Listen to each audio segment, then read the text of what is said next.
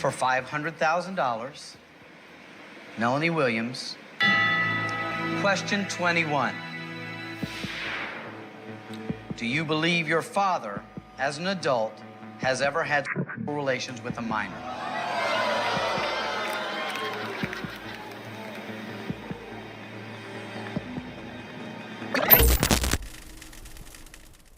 Tem que responder que teu pai é um pedo num programa de TV, ao vivo, na frente dele, na frente da família e na frente dos teus amigos. Isso realmente me deixa muito desconfortável, mas piora.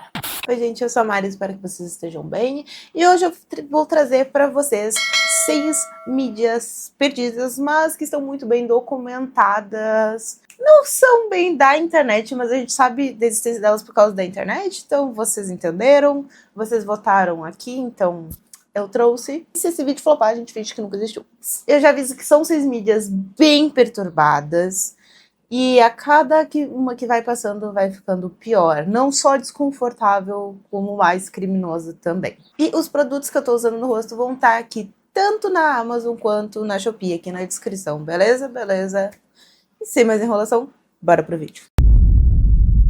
Em 2008, começou a passar um programa na American Network Fox que se chamava Moment of the Truth, ou O Momento da Verdade. Era um jogo de perguntas simples, onde os participantes que estavam ligados a um polígrafo, né, da verdade, que são aquelas máquinas que veem se tu tá mentindo ou não, de acordo com os teus batimentos cardíacos, respiração e mais um monte de coisa, tinham que responder essas 21 perguntas, e a cada pergunta que eles iam respondendo na verdade, ia aumentando o preço, o valor em dinheiro que eles iam ganhar, e se eles mentissem, eles perderiam tudo. Essas perguntas, elas são feitas para deixar os participantes bem irritados, bem desconfortáveis, e eles têm que responder ao vivo na frente dos familiares e dos amigos, e uma plateia gigante. Do you believe you might have been in love with a former boyfriend on your wedding day?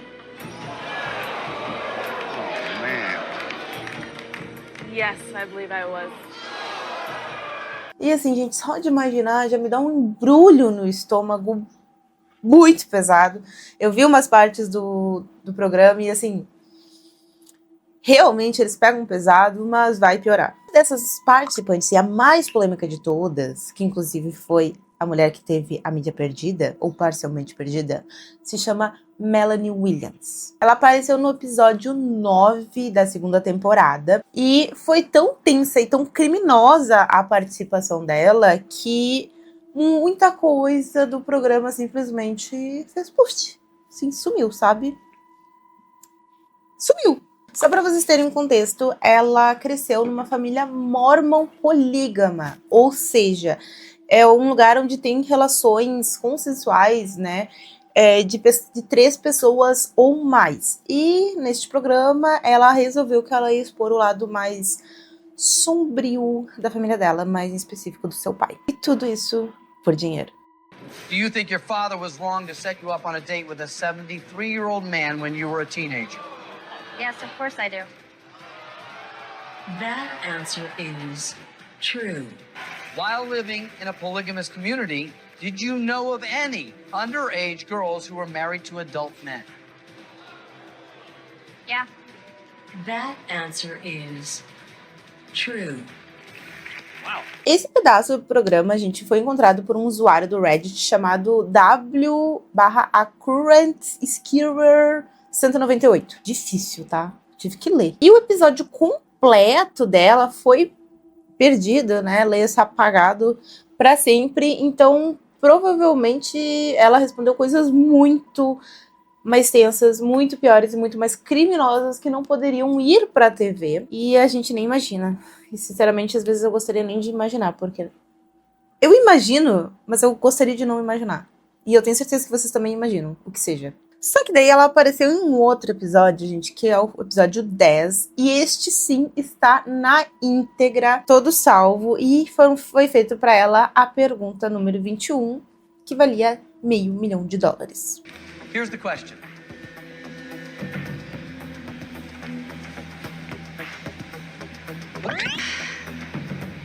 I'm gonna do it for my dad. I'm gonna go for it.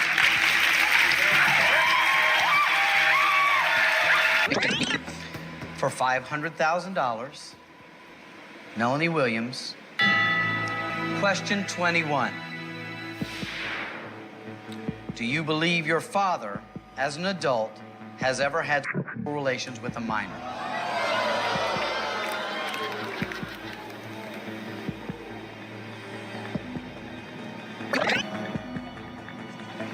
Yes. That answer is true. E não contente com tudo que eles fizeram durante o programa, eles ainda pediram pro pai dela contestar as alegações da filha ao vivo. I'm not sure when I did this, I knew what a minor was. That was a long time ago. Okay. Wife number 2 was 17. She had just gotten out of high school. She was her senior year. She was 17. And her father, asked me to marry her and had the thing all set up. And that was the religion I believed in, so I did. I married her. Gente, eu vou testar esse Primer Glow aqui da Panvel, porque eu quero ver se ele deixa a make um pouco, a pele, tudo mais brilhante, né? Essa make vai ser um pouco mais brilhante que as outras. Lá em 2011, gente, ela postou no seu blog um post chamado As Confissões de uma Garota Polígama, crescendo em uma rígida comunidade da Igreja Fundamentalista de Jesus Cristo dos Santos dos Últimos Dias, e nela ela falava o seguinte: estou escrevendo um blog para explicar por que escolhi participar do horrível programa Moments of the Truth. Cresci em uma comunidade poligâmica, muito rígida, fechada e secreta. As mulheres não têm permissão para falar e dizer a verdade. E, se fizermos, somos informadas de que somos traidoras e queimaremos no inferno. Meu pai e eu éramos muito próximos, e eu perguntei a ele se eu deveria participar do programa. A resposta dele foi sim. Meu pai foi entrevistado no passado por Geralt, um apresentador de TV, sobre viver em poligamia, também conhecida como casamento plural. Os membros que pertencem à religião FLDS, Fundamentalist Latter-day Saints, praticam poligamia como parte da sua religião. Eles acreditam que são justificados porque Abraão, na Bíblia, teve mais de uma esposa, e ele foi considerado um grande homem de Deus. Fiquei atraída pelo programa de detector de mentiras, The Moment of the Truth, porque estava cansado de todos da comunidade polígamas mentindo sobre o que realmente acontece nas portas fechadas dessa comunidade isolada.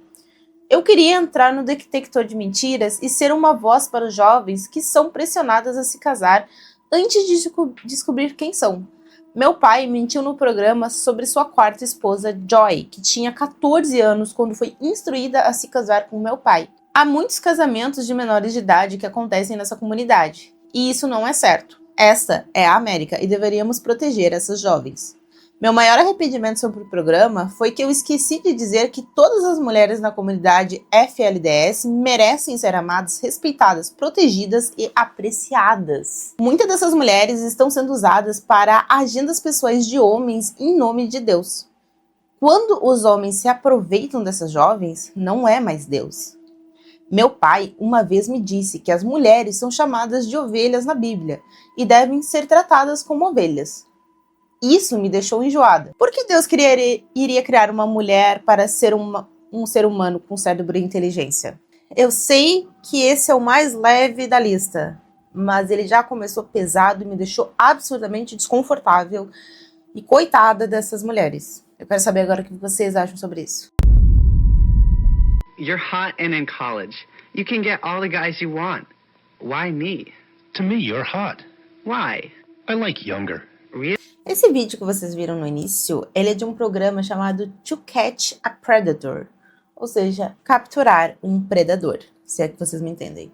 Ele iniciou lá em 2004, onde o apresentador Chris Hansen, junto com a equipe dele e câmeras escondidas, faziam investigações, emboscadas, tanto online quanto presencial para predadores. A equipe dele se infiltrava e depois que eles eram pegos em flagra, né, eles eram confrontados pelo apresentador e depois presos pela polícia. Geralmente eles criavam contas em vários sites assim de conversa, né, de chats, como o MySpace, que já foi uma das maiores redes de conversa, de bate-papo de antigamente, que começou lá em 2013 e ainda está ainda tá viva, né? Ainda tá em funcionamento. E lá, gente, eles se passavam por menores de idade pra atrair esses predadores. E eles estavam tendo muito sucesso no que eles estavam fazendo. Só que assim, gente, teve uma vez que as coisas não saíram muito bem como planejado. E aí que vem a história da mídia perdida. O Bill Conrad, ele era um promotor público assistente do condado de crimes de Rockwell, no Texas. Ou seja, esse cara, ele era muito importante e ele era muito poderoso e era um dos predadores. E ele tinha uma conta no Space onde ele se passava por um jovem de 19 anos com o nick INXS00 e ele tentava ter encontros com menores de idade. Uma das equipes que trabalhava pro programa do Hansen se chamava Justice, ou Justiça Pervertida, algo do tipo. E eles fizeram um personagem chamado Luck, que tinha 13 anos, e começaram a conversar com este jovem universitário de 19 anos, que seria o Conrad. E assim, gente, não demorou muito para que a conversa ela começasse a ser bem mais adulta, né? Com várias frases, conversas, fotos, vídeos, vocês estão me entendendo. Bom, logo eles marcaram um encontro e no dia do encontro a irmã do Conrad chegou mais cedo em casa e eles tiveram uma conversa, uma discussão, eu não entendi muito bem o que aconteceu, mas acontece que ele não foi e depois desse dia o Conrad, ele simplesmente decidiu que ele ia deletar o MySpace dele, a conta dele e nunca mais falou com o Luck. E assim, gente, ele não fez, até onde a gente sabe, ele não fez nada pessoalmente com nenhum menor de idade, mas toda a conversa que ele teve com o Luck, achando que ele era um menor de idade, já era o suficiente para prender ele. Só que o Conrad, gente, que era o apresentador do programa e o criador do programa também, ele não quis deixar barato. Eu vou ter que fazer isso primeiro, depois eu falo. Não vai dar. Aí, como eu tava falando, já me perdi, demorei para fazer isso aqui. Enfim, o Conrad, que era o apresentador do programa, ele não quis deixar barato. Então ele falou com a NBC, que era o lugar onde passava o programa, e eles, junto com a polícia local, eles resolveram fazer uma ação para obter um mandado de busca na casa do Conrad para abordar ele. Então eles tiveram uma ideia. Por que a gente não vai lá na casa dele, invade a casa dele, filma, diz, eu sei o que você está fazendo, e faz ele admitir ao vivo, e daí depois a gente prende. E todo mundo pensou, nossa, que ideia maravilhosa. E aí, no dia 5 de novembro de 2006, 10 integrantes da equipe, o Hansen, mais a polícia, foram até a casa dele confrontar ele, enquanto a equipe de filmagem ficava escondido para filmar tudo. Eles chegaram lá, bateram na porta e só escutaram o cachorro. E parece que o Hansen, ele viu, né, as pessoas vindo e ele meio que se preparou lá dentro. Como ninguém atendeu na porta, eles resolveram invadir. Então eles se dividiram em 2 grupos e encontraram o Hansen num corredor segurando uma arma. Ele falou que ele não ia machucar ninguém. E daí eles começaram a confrontar ele, daquele jeito todo, lá tudo, né, ao vivo. E ele pegou a arma e na frente da câmera. And just last week, Dateline set up an investigation in a new town, Murphy, Texas. What happened there was a shock to everyone. He had a pistol in his hand. Small caliber. They contacted the local authorities in Conrad's town and knocked on his door. Conrad didn't answer, but police said there were signs he was still inside. So a tactical team was called in. The officers lined up in formation, then broke through the back door. But before they could make the arrest, the assistant DA pulled out a gun and pointed it at his head. Eles até tentaram reanimar ele, levaram para o hospital às pressas, mas não resistiu e o estrago já estava feito. A Patrícia, a irmã do Conrad, ela veio a público criticar a NBC, criticar o Hansen, a equipe toda do programa, a polícia e o Perverted Justice pela abordagem que eles fizeram e dizendo que eles só estavam fazendo isso por dinheiro e audiência e eles nunca pensaram nas consequências do que poderia acontecer. Aí, devido a isso, mais a várias críticas do público e a um processo de 105 milhões de dólares que a NBC recebeu, o programa acabou encerrando. O Hansen, ele disse que não se sente culpado por isso, e que faria tudo de novo, não tem remorso nenhum, nem arrependimento de nada, e que o programa simplesmente terminou porque seguiu o seu curso, cada um seguiu o seu curso e essas coisas acontecem. Só que ele tentou reviver esse programa mais de uma vez. E lá em 2016 ele conseguiu fazer um tipo de sucessor espiritual desse programa chamado Hanson vs Predator, que, se eu não me engano, tá até hoje em ativa. E quase absolutamente tudo que envolvia o Conrad foi apagado, foi perdido, incluindo as fotos, os vídeos, os bate-papos e a hora da, né, que ele foi que ele se auto-fez de arrasta pra cima. Quase absolutamente tudo, só algumas partes sobreviveram. Só que teve um áudio que foi vazado das palavras finais do Conrad, que a NBC pagou uma nota muito grande pra sumir com essa pista e jamais ser divulgado. E assim, gente, eu não vou nem comentar o quão brilhante foi essa polícia e essa equipe, assim, eu vou deixar pra vocês, tá? Porque... And the match is on with Liverpool in red, playing from...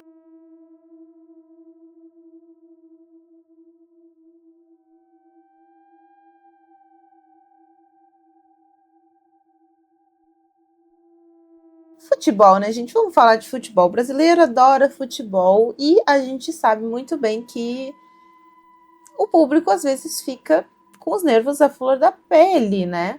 Que a coisa fica meio fora de controle. Aqui no Sul, principalmente, né, quando tem Grenal, a coisa fica bem tensa e a galera acaba incorporando o Datena. E aqui, geralmente, é um caos, principalmente com esses times maiores, onde tem... Bom, vocês sabem, né? Vocês devem saber mais de futebol do que eu, porque eu não sou uma pessoa que acompanha muito futebol. Mas eu sei que tem bastante treta e a coisa fica bem pesada. E dia 15 de abril de 89, tava tendo uma final em Hillsborough, entre o Liverpool e o Nottingham Forest. E bom, né, gente, semifinal, vocês já sabem, né, que as equipes dos ginásios, elas têm que se preparar para grandes multidões enfurecidas. Mas não foi bem o que aconteceu. O ginásio, ele tava explodindo de gente, mas explodindo de gente.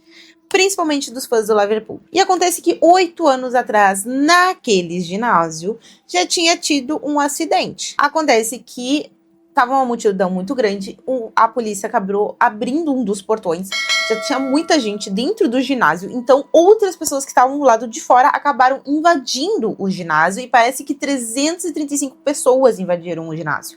E isso é muita gente para um ginásio que já tá lotado, e 38 pessoas saíram feridas. E depois disso eles fizeram algumas mudanças naquele ginásio, né, para segurança, só que não foi o suficiente. Voltando a 89, no dia do jogo, o superintendente David Dunkfield, que não tinha muita experiências com multidões, acabou substituindo um outro oficial que tinha muita experiência por algum motivo. Não sei se ele estava doente, se ele tinha outro compromisso, não sei o que aconteceu, mas esse Dunkfield, ele não tinha experiência com multidões, principalmente enfurecidas em estádios de futebol, jogos de futebol. E no dia a cidade estava um caos, e por causa disso milhares de fãs acabaram chegando atrasados em ônibus e trens, principalmente, novamente, os fãs do Liverpool, que eram em maior quantidade. E começou a se formar, tipo, uma fila, assim, que dobrava esquinas, e, tipo, tinha muita gente naquele lugar, tanto dentro do estádio quanto fora. A situação estava cada vez mais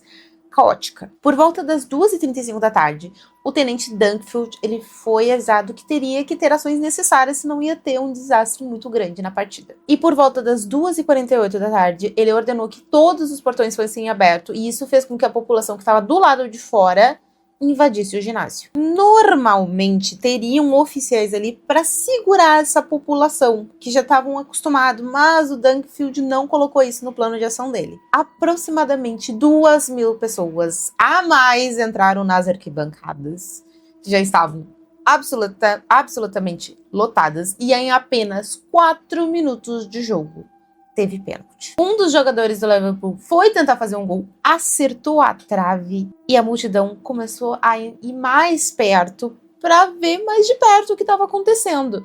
Só que as arquibancadas, as barreiras ali do estádio, elas não estavam em perfeitas condições, elas não estavam esperando essa multidão tão grande, estavam sem manutenção e elas não aguentaram, e então essas barreiras acabaram rompendo. E daí foi aquilo, né? Gente caindo no chão, sendo pisoteada, sendo empurrada. E quando a segurança local percebeu, já era tarde demais. As ambulâncias demoraram para chegar. Um monte de pessoas completamente em pânico.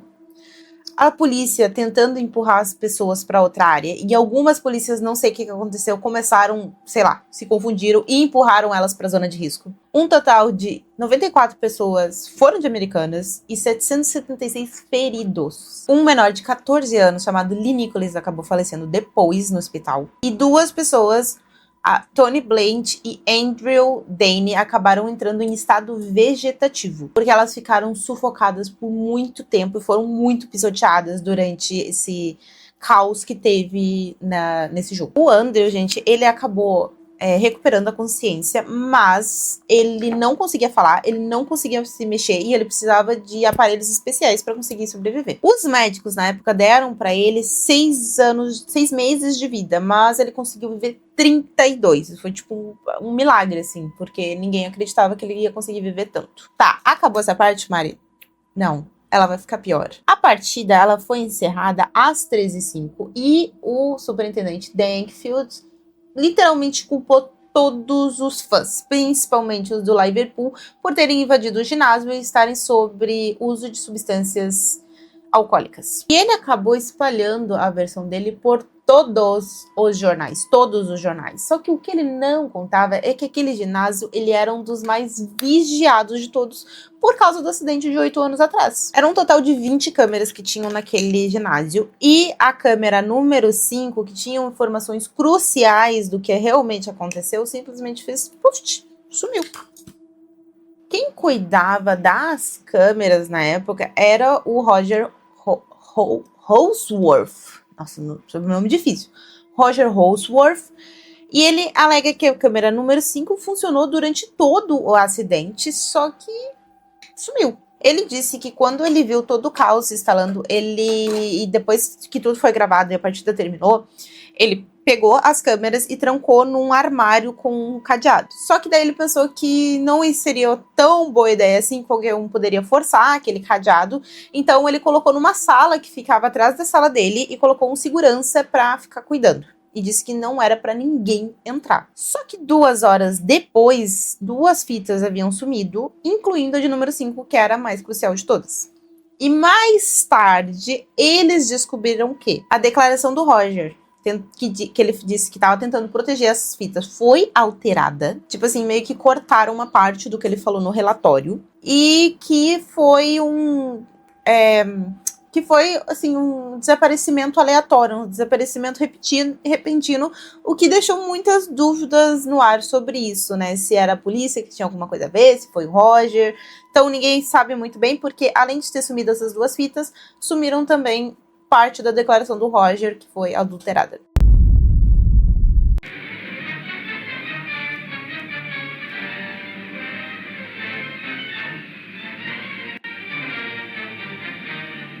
O Noah's Ark, de 1928, ele foi dirigido pelo Michael Curtiz, que é famosíssimo pelo filme A Casa Blanca. Só que esse filme ele não ficou conhecido de uma maneira boa, que nem A Casa Blanca, mas sim pela tragédia que aconteceu. Gente, pra quem não sabe, Noah's Ark é a Arca de Noé, tá? Ele é um filme, assim, parcialmente mudo, ou seja, ele não tem muitas falas, e era uma mistura de Arca de Noé com Primeira Guerra Mundial, e foi um dos filmes mais caros da época.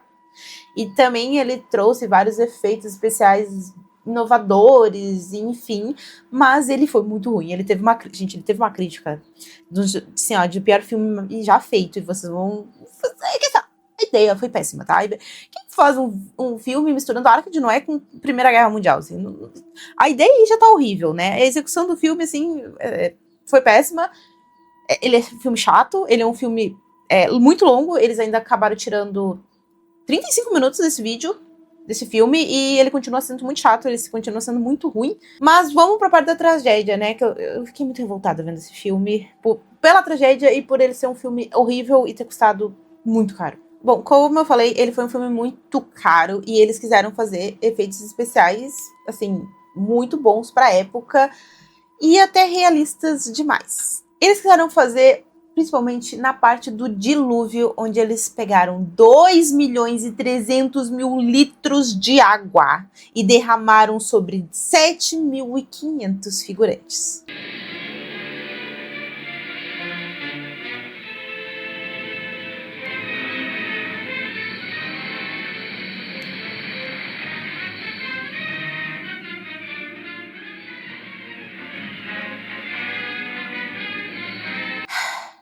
Eu queria saber quem foi que teve essa ideia, gente. Pelo amor de Deus. O resultado disso foi que 3 figurantes acabaram perdendo a vida. Chamaram 35 ambulâncias. E tiveram várias pessoas feridas. Várias, assim, e muitas pessoas feridas. Inclusive, esse filme foi um dos principais responsáveis por colocar regulamentação em cenas com dublês e figurantes. E assim, se a cena que foi colocada no público já é bem perturbada, vocês imaginam a cena que foi perdida. Police have identified the gunman as Eric Harris and Dylan Klebold. They apparently belong to a clique of outcasts in the high school called the Trenchcoat Mafia. Se tu é fã de True Crime, eu tenho certeza que vocês conhecem o Eric e o Dylan e eles dispensam apresentações. Mas se vocês não conhecem, eu vou dar uma pequena introdução, que esses dois foram os responsáveis pelo maior massacre escolar da história, o famoso massacre de Columbine. E bom, vocês lembram de um jogo chamado Doom? Acontece que o Eric, ele, além de ser um completo doente, ele era viciado no jogo do Doom e também era um dos desenvolvedores de mapas, que, para quem não sabe, o Doom ele permite que os fãs criassem os seus próprios mapas. E muitos dos mapas que o Eric fez, eles ainda estão por aí, eles ainda são mapas jogáveis, mas teve um que simplesmente sumiu. O mapa em questão se chamava UIC Labs.wad. E nesse mapa ele tinha uma nota de agradecimento ao Dylan por ajudar ele a testar o mapa e buscar falhas. Ele foi feito em 1996, que foi 3 anos antes do ataque. E você já deve imaginar por que ele sumiu, né? Mas se vocês não imaginaram, calma aí que eu vou te explicar. Ele é simplesmente uma réplica da escola de Columbine. Nesse mapa, os inimigos eles são muito, mas muito difíceis de serem derrotados. E diferente da grande maioria dos mapas do Eric, que eram completamente chatos e sem graças, ele colocou bastante ação. Ele colocou bastante coisas para serem feitas. Nele tu começa do lado de fora da escola com uma pistola e depois tu pode trocar por uma espingarda, que foi a arma utilizada pelo Dylan. Tá, mas tem mais, Mari? Tem muito mais. Ele criou uma lista com várias áreas deste mapa, com nome de tijolo, hora da luta, outdoor, morte real, estação de assalto e várias coisas assim. E a maioria delas está perdida, apesar de estarem disponíveis para download, pelo que eu entendi, porque eu não fiz o download, porque eu não sou boba nem nada, né? Vai que eu pego um vírus. Quando tu vai tentar jogar, ele simplesmente não abre mais esse mapa. Tá, Mari, mas como é que sabem que esse mapa existe? Bom, existem evidências de prints que foram tiradas pelo próprio Eric deste mapa, que é da morte real, do Tech Out, que seria tipo uma saída tecnológica, e do Thrasher, que seria um triturador. E eles, além dessas capturas, eles também estão descritos no reporte da polícia, que teve mais ou menos umas 11.000 páginas sobre Columbine. A gente não sabe exatamente o que tinha naquele mapa, mas o que a gente sabe é que durante o desenvolvimento dele, o Dylan estava fazendo tipo uma planta debaixo desse mapa, que era a biblioteca, onde foi a maior parte das mortes e também onde os dois tiraram a própria vida. E assim, gente, eu acho que dispensa explicações do porquê que eles fizeram esse tipo de coisa, né? Agora a gente vai falar das fitas gravadas dentro do porão do Eric. Na verdade, não são todas gravadas lá dentro, mas a grande maioria sim. E assim, gente, é a mídia perdida mais bem documentada de todas que eu vi até agora. O Eric e o Dylan, antes deles cometerem vários crimes, eles gravaram uma série de vídeos dentro do porão do Eric e algumas em outros lugares, como por exemplo o carro. E essas fitas, elas se tornaram um objeto de estudo por muito tempo, né?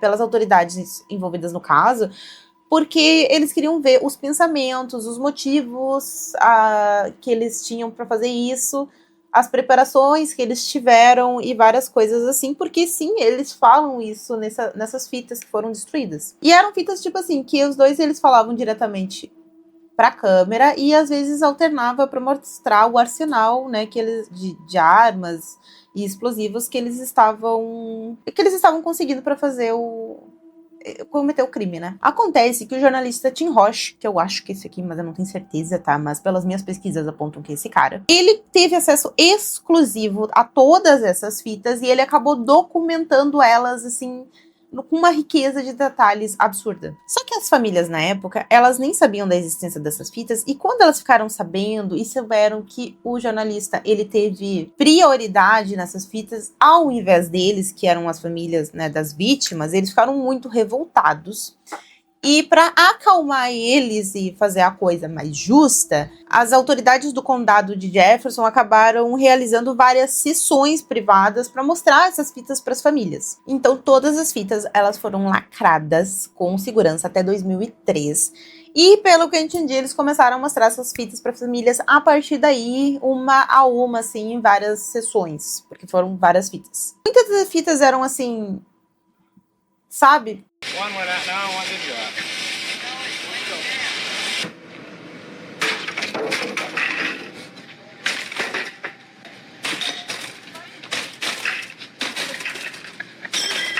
Oh my God.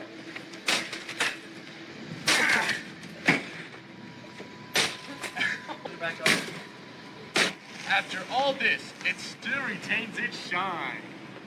What the hell are you doing to my sister's bike?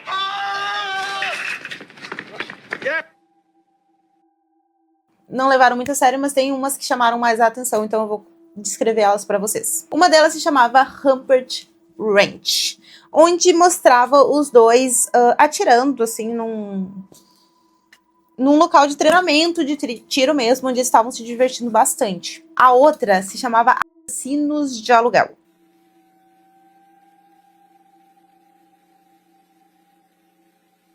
Que é a mais famosa que eles fizeram, que inclusive foi até a inspiração para o American Horror Story. I'm calm. I know the secret. I know what's coming and Basicamente, eles eram dois assassinos de aluguéis que estavam se vingando de valentões que roubavam o dinheiro do lanche dos outros. No, you goddamn piece of punk ass! Do not mess with that friggin' kid! If you do, I'll rip off your goddamn head and shove it so far up your friggin' ass, you'll be coughing up dandruff for 4 frickin' months! Look, I don't care what you say. If you ever touch him again, I will frickin' kill you. I'm gonna pull out a goddamn shotgun and blow your damn head off. Do you understand, you little worthless piece of crap? Pra quem não sabe, eles se viam como heróis justiceiros, tá? Na cabeça deles, eles estavam se vingando de pessoas. Desses valentões que faziam bullying com nerds. Thank you guys so much. You saved my life. You know what? He's kind of getting going. Yeah, he is. We should kill him. I think he should die. Alright, this is fine. Eles fizeram isso pra uma aula de economia. Eu realmente... Pra vocês verem quão perturbado eram esses dois. Tipo assim, pra uma aula de economia fazer isso.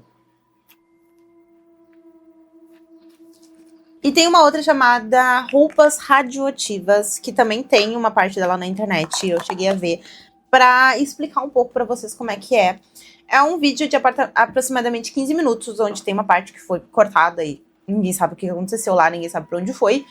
Mas, em resumo, eles estão dentro de um carro, onde eles param na frente de uma casa, pegam as armas, entram dentro da casa, inclusive teve um deles que segurou a arma, assim, como se fosse num videogame, sabe? Tipo, só a mão do cara pressionando a arma. Eles entram dentro da casa como se estivesse fazendo uma investigação, eles vão pra uma parte ali, acho que de um porão, onde tem uma máquina de lavar, e eles atiram várias roupas dentro dessa máquina. Então aparece uma outra pessoa que ela não aparece, na verdade, só os atos dela, que tira as roupas de dentro da máquina de lavar e começa a atirar no Eric e no Dylan, que começam a fingir que estão atirando nessa pessoa. É basicamente isso, uma luta contra essas roupas radioativas.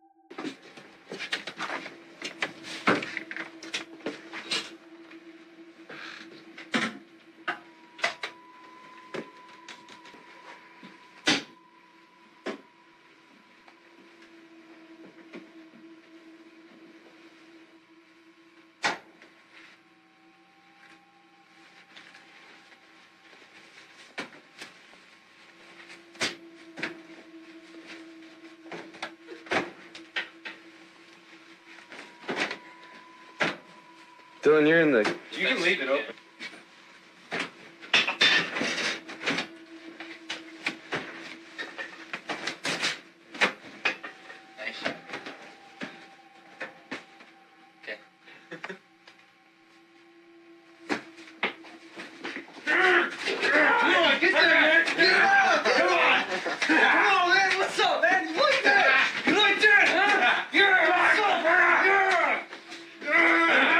E uma outra fita também que circula uma boa parte dela por aí, que é o Diário de Dylan, que mostra a rotina dele, que ele andava de bicicleta, essas coisas aí.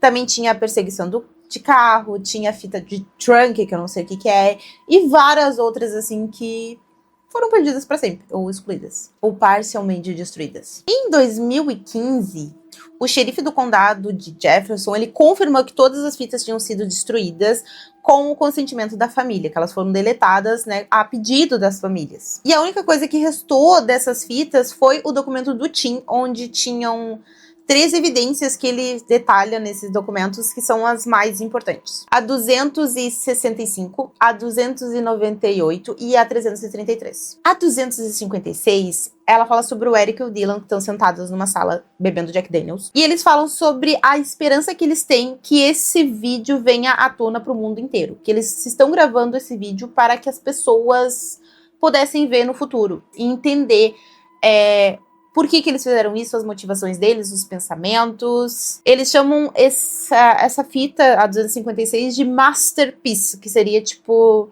uma obra-prima. O Dylan pede nessa fita que não culpem nem os amigos, nem a família deles, que eles não têm culpa de nada. E que eles chegaram a usar algumas pessoas que não sabiam que estavam sendo usadas para isso. Eles falam mais em específico do Mark John Doe e do Phil John, que foram 2 pessoas que foram utilizadas por eles, já que eles não tinham idade para comprar essas armas, e esses 2 tinham, que é, se eu não me engano, uma Mark 21. E eles falam que se não fossem eles, eles iriam procurar outras pessoas para realizar para conseguir o que eles precisavam. Só que nem o Mark e nem o Phil faziam uma ideia do que eles estavam planejando. Eles também falam da motivação deles, né, para fazer isso, do arsenal de armas que eles iam usar, dos explosivos, do plano deles para fraudar, né, cartão de crédito para eles conseguirem mais dinheiro, para conseguirem mais armas pro grande dia que eles chamavam. E se gabavam também do número de pessoas que eles queriam apagar. Já a 298 se chama Fita de Reb. Reb era o nick que o Eric escolheu para ele. Nessa fita, eles mostram os preparativos finais para esse ataque. E o Eric, que se auto-intitula Reb nessa fita, mostra que eles estavam indo buscar a peça final pro crime. E depois corta pra ele sozinho, pedindo desculpas pra família dele, pela dor que ele sabe que ele ia causar, mas que ele precisava fazer aquilo. Ele, nessa fita, enfatiza que a família dele não tem culpa de nada, e mostra o diário dele, que assim, eu não entendi muito bem essa parte, mas ele mostra o diário dele falando que todas aquelas coisas escritas que tem naquele diário, que mostram o que ele ia fazer, foram tipo um pedido de Deus, mostrando o quão delirante que o Eric estava naquele momento. Também tinham várias frases cheias, aquelas frases de efeito, declarações ideológicas e vários desenhos bem perturbados, e muitos deles eram desenhos do Doom, que era o jogo favorito dele. E assim, gente, eu quero falar uma coisa muito importante pra vocês, que assim, os jogos, eles não incentivam as pessoas a fazer essas coisas, tá? Aqui a gente é a favor dos jogos, inclusive eu já joguei o Doom, eu jogava muito GTA, eu queimava as pessoas na rua com lança-chamas, e eu não esmago nem barata. Eu tenho certeza que muita gente que acha que os videogames, eles são culpados disso, que não são, a barata não tem nem chance. Então, assim, ó, repitam com a Mari. No videogame pode, na vida real não pode.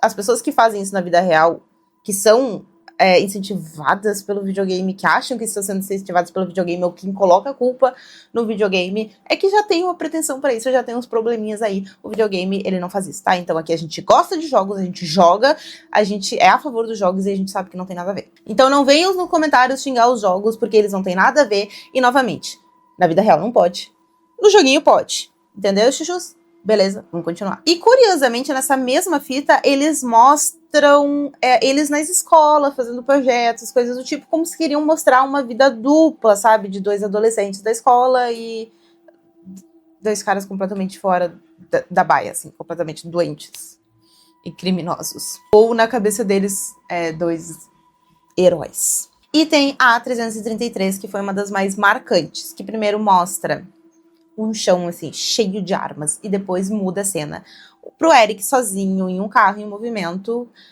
como se ele estivesse tendo uma crise de culpa, assim, onde ele começa a pedir desculpa pros amigos dele pelo que ele ia fazer, e quase que como se fosse um tipo de arrependimento. Só que não é arrependimento pelo que vocês estão pensando. Ele estava arrependido porque não ia ter o baile de formatura.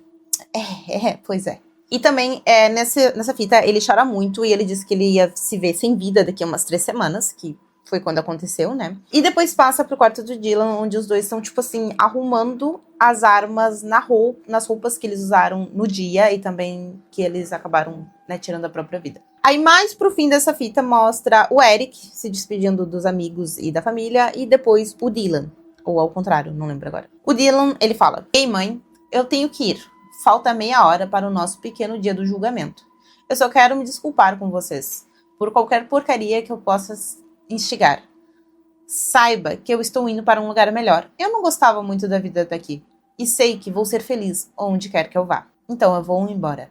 Adeus." E depois tem o Eric. "Sim, todos que eu amo, eu realmente sinto muito por tudo isso. Eu sei que minha mãe e meu pai ficaram chocados pra caramba. Sinto muito, tudo bem, eu não consigo evitar." E daí depois finaliza com o Eric falando: "É isso aí, desculpa, até mais." E o Dylan aparece na câmera falando adeus. E nos momentos finais dessa fita, quando ela tá terminando, aparece uma placa que tá no quarto do Eric. E tem alguém, assim, tapando uma parte da filmagem, assim, com o braço. E nessa placa tá escrito CHS, junto com um desenho que tava embaixo de uma bomba de fusível. De fusível aceso, com as letras em preto escrito Clue. Clue em inglês é pista, e para quem não entendeu, CHS é Columbine High School, ou seja, a escola de Columbine. Bom, então é isso, eu espero que vocês tenham gostado dessas curiosidades, dessas mídias perdidas.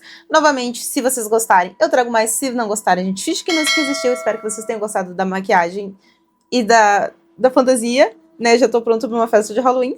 Só gostaria que tivesse aqui na minha cidade, mas não tem. E nós teremos, provavelmente, atualizações do Smart Schoolboy. Eu estou estudando sobre isso. E eu achei mais um caso, assim, que eu não vi ninguém falando no Brasil, que me chocou bastante. Então é isso, gente. Agora eu vou fingir que eu tô numa festa de Halloween. Beijos, beijos. Fui.